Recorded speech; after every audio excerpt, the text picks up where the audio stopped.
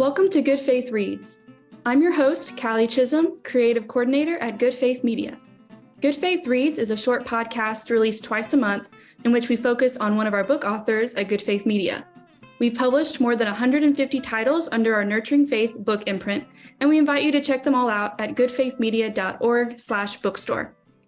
Today, I'm talking with Maralene and Miles Wesner, authors of their new book, Stumbling to Zion. A standard question we like to ask authors on Good Faith Reads: tell our listeners what the book is about. Well, it's about today's church and today's world. And this is the only book we've ever had that was done by request.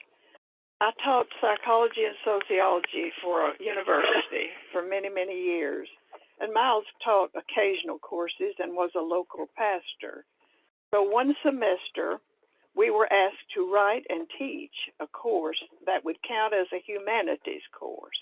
We were so excited, and so we developed material about the role and purpose of the church.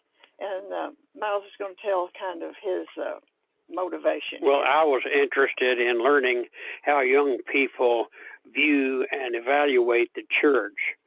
It was a new experience for me. Can you explain further the meaning of the book's title?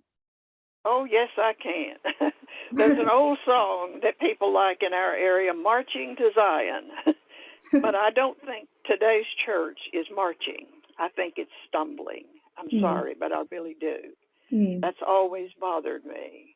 I think we failed miserably by emphasizing the wrong things and neglecting the important things. I just think we've strained out gnats and swallowed camels. We argue, churches do, about such trivial matters and ignore the real crucial needs all around us. And our moral system is especially confusing. I have one little joke in the book that illustrates this. It says, once a little boy in Sunday school drew a picture of a cowboy entering a saloon. The teacher was horrified until the child quickly explained, "It's okay, ma'am. He ain't going in there to drink whiskey. He's just going in there to shoot a guy." We'll be right back with more of Good Faith Reads.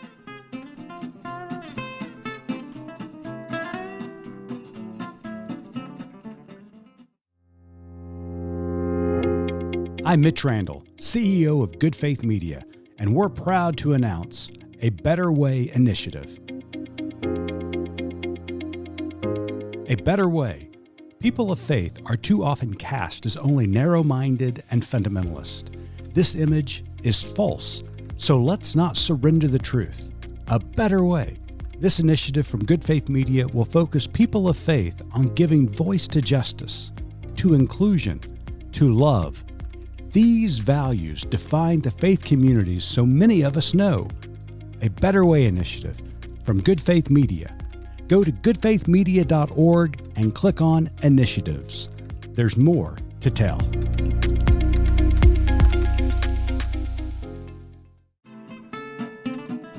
Welcome back to Good Faith Reads. Today we're joined remotely by Maralene and Miles Wesner, authors of the Good Faith Media book, Stumbling to Zion. You write that some of the material in this book may be challenging to readers. Can you talk a bit about that? Yes, we'll be glad to. We're not fundamentalists. In fact, we're not even very orthodox. We're very practical. Also, remember, we're not presenting this to a church or a religious organization. This was a group of every denomination and no denomination. Plus, we had to remember the idea of separation of church and state. And so it sometimes doesn't sound as religious as some of our books. But we like that because that's our style anyway.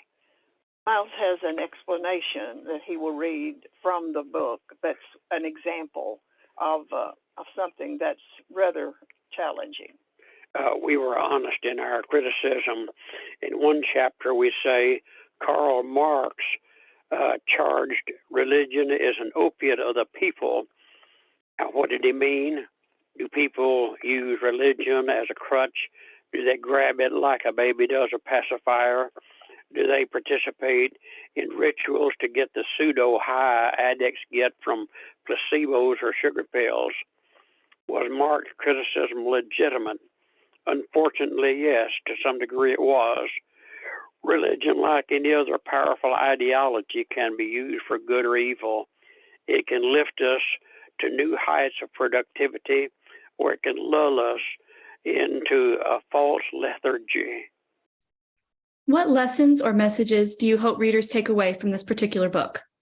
I hope those students and now our readers will see possibilities in the church and give it a chance. So many people today have a negative value of Christianity. We heard that in our class, and we hear it from people on the street every day. They see it as irrelevant and judgmental. That was not its purpose. An important note to all of our listeners. We at Good Faith Media are always accepting new book proposals. Our authors engage with an experienced team of editors, designers, and marketers to produce and sell books on a variety of topics. If you have a book proposal you'd like to run by us, head on over to goodfaithmedia.org/bookstore for more information. That's goodfaithmedia.org/bookstore.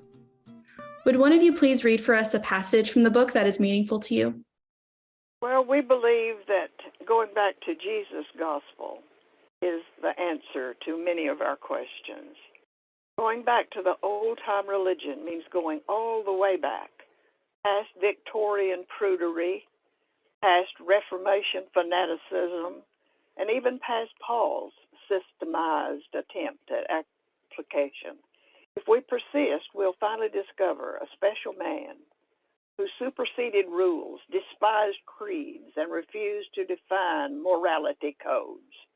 He just lived freely, abundantly, and productively. That's the way he wants us to live, and the way he wants the church to live. Jesus spent more time on psychological principles than he did on theological doctrine. If we take an honest look at his ministry, we'll find that he totally ignored almost all the things denominations fight about today. He wasted no energy condemning pornography or outlawing prostitution. He gave no religious tests on correct belief systems. Instead, he talked about attitudes, motives, and practical social relationships. Examining Jesus' gospel shows that our emphases are often exactly opposite to his. We've majored on minors and minored on majors. Jesus' parables and teachings all concern things that affect our everyday life. And if today's church is going to survive, that's what it must do. Thank you for sharing that. Our guests today on Good Faith Reads have been Maralene and Miles Wesner, author of Stumbling to Zion.